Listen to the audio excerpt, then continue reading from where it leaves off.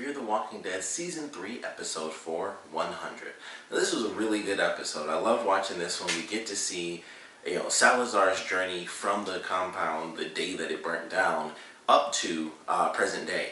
And I loved everything they did with this one. It was a lot of Spanish speaking, so you actually had to pay attention to this. It was one of those times where I was like uploading a bunch and I couldn't do what I normally do, which is like half pay attention, because it was all in Spanish and I only know like a little bit of Spanish. So I was like, crap, I actually have to watch this episode and like pause it and upload stuff. I couldn't like half pay attention. So, I paid attention to the whole episode and it was really entertaining. Like, I like the way that we go through Salazar's journey from beginning to the end of this episode. And there's a lot in there and I thought it was really well done. So it starts off with this man and he takes this crazy trek. He basically takes like the Nick trek, where Nick in the last season had like that crazy moment when he was off by himself and he just walked for a super long effing time.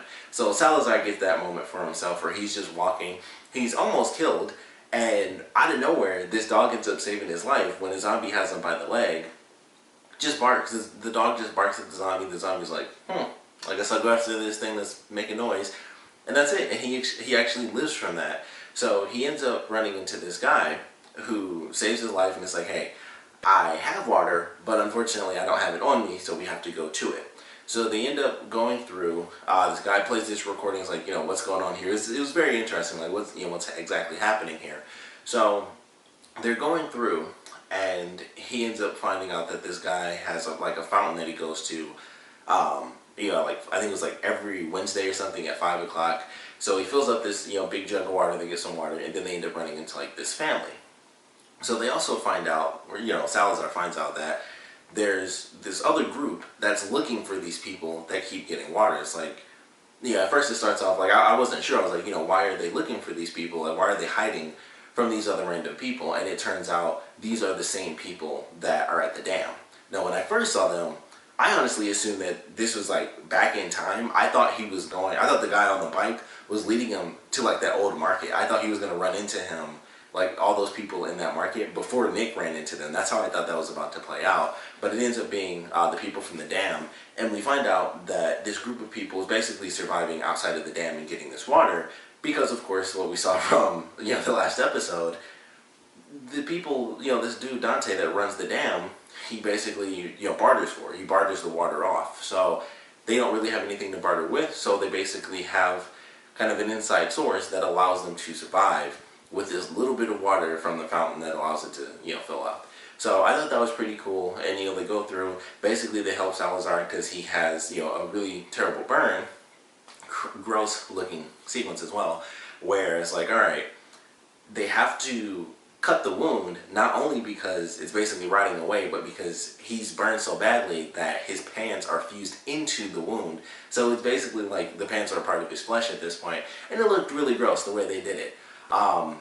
She puts it under, and like at first there was nothing, like they're singing, and she put it under a little, and it lifts up, and it's like everything stops. It's like there's no more singing after that. And it stops, and everyone kind of looks. And it's like, okay, here we go. And she pulls that junk back, and she didn't stop either. She was just like, gotta keep going, and she kind of scoops it all up. And of course he screams, because that's gotta be intensely painful. But ultimately they scrape it and they heal him, and now he's got he's got his walking stick for a little bit, so as he's still healing up. He kind of talks with this guy, Ephraim, who's the one who saved him, and they kind of go back and forth a little bit about who they are and what they're doing currently. And I thought that was a nice little moment, and they made it funny because they're going through some serious stuff, and Ephraim kind of talks about how he used to be a lot of things, but then he found his calling and he like holds up the liquor. But potentially he used to be a priest. That's why he does that every time he kills a zombie, which I thought is definitely going to get him killed. Like during the scene when he was waiting for Salazar to give him the nail, all I was thinking was like, if that thing reaches back a little bit too far, like grabs his ankle, one little scratch and he's dead. And I'm like, that's going to get him killed holding these things down and doing, reciting these couple of lines before he nails him in the head. I was like, that's just a bad idea. But ultimately he survives that, so no big deal. And as it goes through, they get to know each other a little bit, and of course Ephraim's like, so when are you kind of sneak out in the middle of the night? Because I know a little something about running, and there's something weighing heavy on you.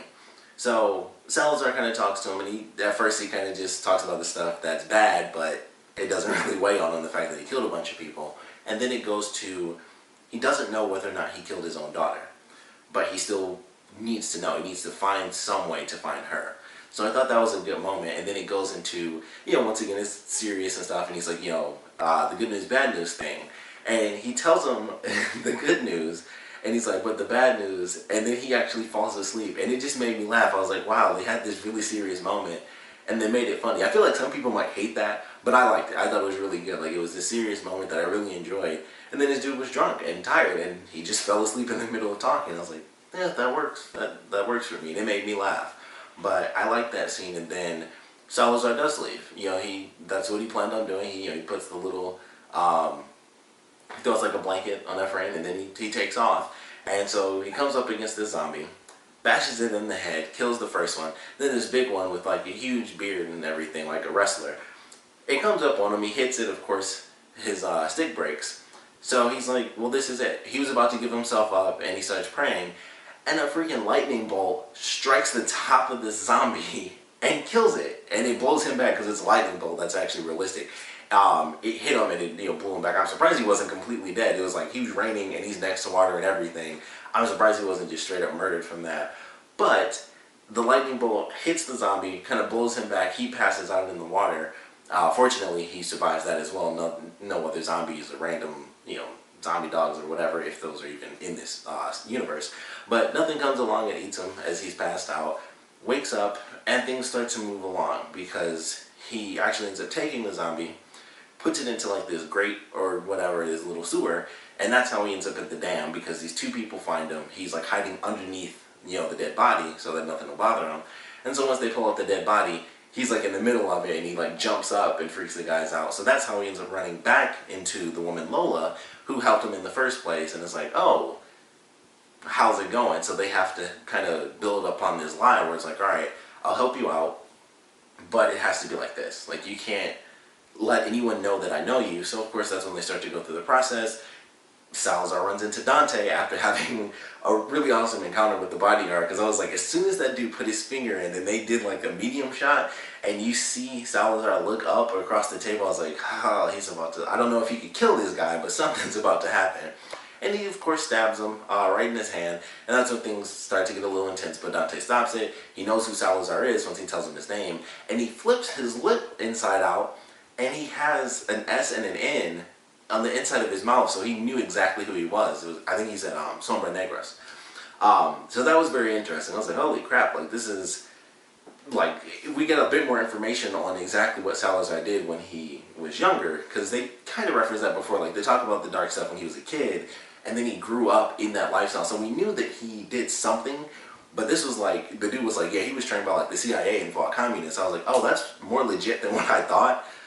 Considering the story that we knew of him, where it's like, oh, this is actually, like, he did like some government-funded murdering type stuff. I was like, oh, okay, that wasn't just revenge and hometown, like, crazy battles and stuff. He was in, like, actual wars, for the government. So I thought that was fairly interesting. We got that little bit of dialogue there. And he goes on, he becomes a part of Dante's crew. And, of course, things are working fine. He ends up running into Strand. He gives him the water. Strand was a bit of an a-hole. I kind of hated Strand for what he did, because it was like, man, I know that's his character, but normally I'm okay with him kind of being a lying a-hole a little bit, because normally it's like a minor little thing, or, like when he was at the hotel, ultimately he kind of screwed up by saying he was a doctor, but he was saving people, because everybody's freaking out. This is a woman, with a child and stuff like that, and ultimately he kind of helped. He was really helping people, but it was still kind of a dick move, because he screwed over the people at the hotel. But it's just bad writing from the last season, but I kind of hate those people anyway for like the random twist that they have where it's like, we suddenly hate you guys now and just other crap. But this moment where he was like, yeah, your daughter's alive, she's at the hotel, it's only a day from here, you get me out of here, we go back. I was like, I gotta hate him for this one. Normally it's just like a little thing where he bugs somebody or just tricks somebody, and it's very minor. This was a big deal. It's like his daughter could be dead and you don't know. But your whole thing is like, I gotta get out of here. She's totally alive. You help me and I'll help you get to her. And I was like, wow, I think that was like a prime example. Outside of like the flashbacks when we first learned how Strand met his boyfriend in the past, I think this was a true prime example of how crappy of a human being he is. Even the stuff with the boat from the last season wasn't as bad. It was like, you know what? yes, that is just survival. You have to leave those people out in the water as you guys travel from, to your destination on this boat. You don't have infinite space. You don't have infinite resources.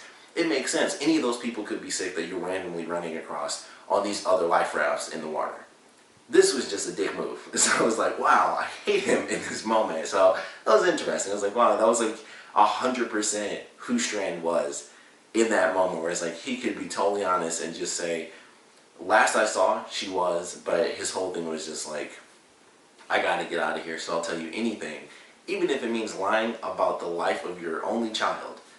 That's who Strand is. So great moment for his character, so we really see who he is, and just great in general, because like, man, it truly makes me hate this dude, but I kind of like him sometimes. But that was definitely one of those dick moments where I'm like, oh, he's just an a-hole for that one.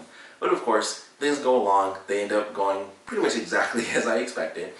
Salazar ends up having to confront Efren because he does get busted. He saved him for like a split second. He saved him and he saved Lola, where he's like, hey, I found something, and he shows them the hideout so they don't end up seeing the water fountain, because that would have been, they would have been busted 100%. But he goes in and is like, crap. And he has to torture him, and unfortunately, or fortunately, I guess, because he probably would have actually ended up killing him. But Lola steps in once he pulls out like that little hammer. He was basically about to go pickaxe mode with him, and she stops him. So they line everybody up. The two guys who actually found Salazar, they probably were in on it, because we see like there's holes in the sewer, but odds are they probably weren't. They probably were actually innocent, like the two guys. But of course, the first guy gets killed off, and it's really unfortunate, and then it gets straight to Lola, and it's like, I can't kill her. And all I thought was like, it wasn't even two people. It wasn't like the two guys in front. It was just one dude died, and then it got to Lola, and that's when Salazar was able to kill everyone else off. And I was like, dang, that sucks. Like, normally you see this like, oh man, they couldn't save like those 2 or 3, maybe even 4 people, and it got to that last person, and they were able to save like the last 2. It was like one dude died, and right after that, they kill all the bad guys off. And I was like, dang, that really sucks for that one guy that was probably actually innocent and had no idea about exactly what was going on. They do talk with Lola in the beginning of the episode when they find Salazar, so they probably were in on it, but it was still just kind of messed up. I was like, wow, for some reason it made it weirder, where it was like only one person died and everyone else got saved, because normally we see most of the people die and only a couple of people get saved. Pretty much everyone got saved in this, and I don't think any of them are going to show up, based on the promo at least. Salazar and Strand take off in the very next episode. I'm sure these people will come back because it's a dam and there's water. That's going to be really relevant, so I'm sure this isn't the last we will ever see these characters, but I feel like it might be for a while, with this being the beginning of the season, and them taking off to find Ophelia, and most likely at some point end up running into the rest of the characters. But it was just crazy. I was like, wow, he actually did it. I didn't even think he did end up killing everyone off. I was like, how is this going to play out? Because I wasn't sure if Strand and Salazar are even going to live by the end of this episode. Like, there's just a lot of, especially for Salazar, like I was like, are they going to kill him off after bringing him back? That would be crazy. But they both live, as well as some of the other characters that are introduced in this episode. So I'm excited to see where this goes, and ultimately it ends with Salazar being forgiven by Lola. So I thought that was actually a cool moment. It was like, I couldn't save, this one guy, and, I kind of, in a sense, he didn't really lead them to Efren or anything like that. He basically gave them a little bit of time. They probably just went out and searched more, and they found him. So he didn't lead them to it, but it was like, he asked for forgiveness, and he got it by the end of this episode. So I really love the way that the story kind of went full circle, him asking for forgiveness, him having that horrible moment where he did something crazy, that split everybody apart, and, that action, them taking off from the compound is what led to some of the deaths. Like, things just got crazier and crazier. But, him having that moment and him going through this sort of dark awakening within himself, he has some sort of resolution at the end where he ends up saving these people and getting rid of the bad guys, basically. And it was a cool moment, too, especially when he held the gun on Dante. And, he's like, hold on, like, don't do it. And then he's like, you'll always be like a lapdog or something. And it's Salazar. He just does what he needs to do. And he was just like, boom, he's dead. And that's it. They're gone. I would assume there's more than just, like, those 4 guys. So I think are going to have to do some extra shooting in the next episode. I could be wrong. Because there never were a lot of people. So maybe it was literally just 4 dudes. But I highly doubt it. So we'll see what happens in the beginning of the next episode. But it seems to really focus on Strand and Salazar actually leaving the dam and then kind of going forward. It also seems like, Strand being Strand, he pissed Salazar off again, and even though they leave together in the car, they still manage to split up, because the end of the promo is, it's like Strand said, like, do you want to kill me, then do it right now, and then the very end of the promo, Strand is by himself in the middle of the night fighting off zombies, so like, he instantaneously managed to piss Salazar off again. No real shocker. So I am excited to see how that plays out. We go back to our other group at the camp as well. So we see them encounter seemingly another group where it's like, abandon the farm. This one guy's telling them. So we'll see how that ultimately ends up playing out. I imagine we're going towards some kind of actual Walking Dead stuff where it's, camp versus camp type stuff. But this is a really good episode. It was great to see Salazar come back. I always loved his character. But I'm excited to see where they take him as he goes forward. We don't see Ophelia. That was something I mentioned where it was like, this is the perfect time to do it. Still no clue, but somewhere in this season she will eventually show up and she will be relevant once again. But for now, she was mentioned a few times because obviously that's his daughter. So we still don't get to see her, but we'll see her sometime later in the season. But I really enjoyed this episode. I thought it was very well done. And I'm actually really excited to see how they do utilize the dam in the future, because maybe with them kind of killing off Dante really just Salazar killing off Dante and some of his guards, they will ultimately wipe out these people and it'll be like, hey, we have water. Plain and simple, people get water to survive, and that's just how it is. So we'll see how it plays out ultimately, but I'm excited to see how this affects the rest of the series, because it's a huge source and they have allies now at this dam, and I feel like that's going to make a difference either later in the season or later in the series, as a whole. So I don't think this is the end of the dam, even if they leave in the next episode. Some way, shape, or form, these characters and this location are going to have to make a return. It's just way too crucial to never show up again, unless they're just like, nope, we're back in the States, and that's all there is to it for the rest of the series, which I think would be weird, because that's just a smart source. Even if they don't know what's out there, they know the dam is safe, they know it has water, so, excuse me. I assume this place will come back somewhere, if not this season, then somewhere in the future of the series, but really enjoyed it. Of course, we'd love to know what you guys thought about it, so please comment below. Let me know your favorite parts and least favorite parts about it. And of course, I want to know, just in general, what you guys thought of Salazar's journey. The extra bit of information that we got about his character and what he's done, even though we kind of knew a little bit because he explained it. But this was like, here's kind of exactly how it all played out. But I really liked it. I thought it was a really good episode. We get to see him on this crazy journey and how he's a good guy, and he will do what he needs to survive, but it gets down to that moment of he has to kill this woman who is helping other people from, having to basically serve kind of this a-hole who just takes over a dam. So I was like, it shows like his darker side as well as his lighter side as he goes through certain processes where it's like he does, kind of the greater good sort of thing. Like he was going to beat up one person to basically kill him as fast as he could so that he could save, multiple people being killed. And it's just like, it's that dark reasoning that still makes him a good guy. So I like the journey that he had, but like I said, want to know what you guys thought about his journey and the extra little bit of context we got about his character as a whole. And of course, I just want to know what you guys thought of this episode in general, so please comment below, let me know, and thanks for watching.